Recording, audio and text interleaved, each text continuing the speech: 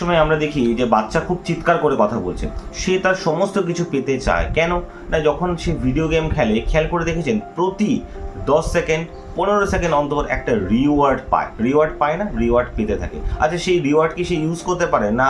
এটা digital rewards, হয়তো সে একটা ভালো গান পেয়েছে, হয়তো সে একটা ভালো পাওয়ার পেয়ে গেছে, এরকম কিছু রিওয়ার্ড সে ভিডিও গেমে পেতে থাকে। আদতে কিন্তু সেটা সে বাস্তবে ইউজ করতে পারে না।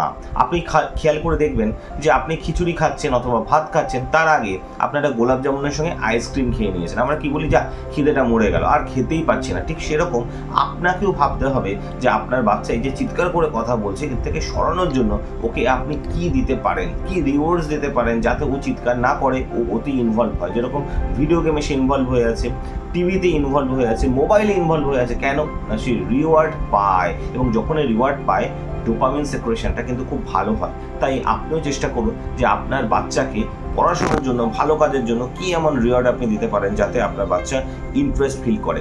নিজে ভালো থাকুন, অন্যকে ভালো রাখুন, নিজের বাচ্চাকে ভালো রাখুন। নমস্কার।